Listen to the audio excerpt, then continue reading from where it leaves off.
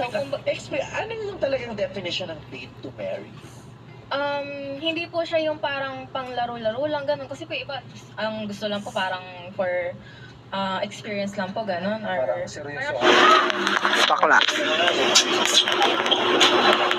Sa ganito ba, masasabi mong bahagi ito ng konsepto mo ng date to marry?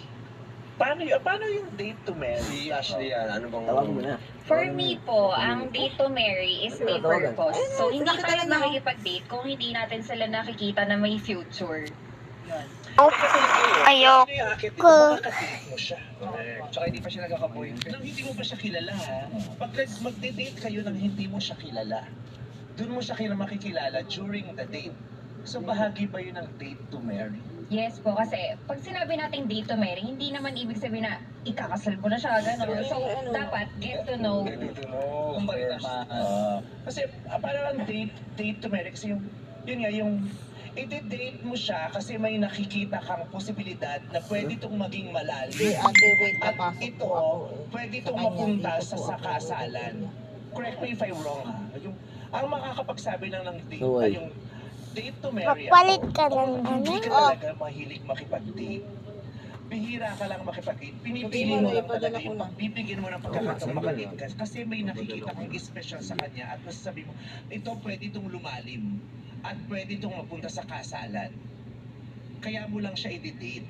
Pag hindi mo siya nakikita ng ganon, kung hindi mo nakikita kayo ng confident, hindi mo siya i-date. Ako yan eh. Tsaka iba, Chat, sinabi mo lang ako yan. Sabi mo lang. Hindi. Ano, chat mo? Oo, tapos pumasok na ako, tapos nawawala. Iba yung album. Ikaw na, ano mo? Tapos ang ending nagkahiwalay din. So how do you actually decide Ano? na ito talaga Ano yung, ay, naku. Hindi, kasi yun nga, pinipili mo, hindi ka nakikipag-date Dami, marami. sa lahat.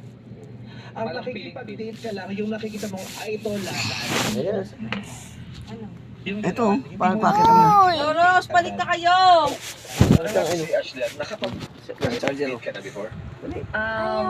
Twice po, once lang. Pero dito hindi kasi pa ako ako, totally hindi pa ako nag-e-entertain, kaya pumapanik kasi ano, Kasi Mamaya lagi ko pa ako naririnig yan, lagi na sa mga papanik. bagets. Yes. Diba? Date to marry. ako minsan ko lang, do they really understand what the connotation, yung Iyaw. term na date to marry?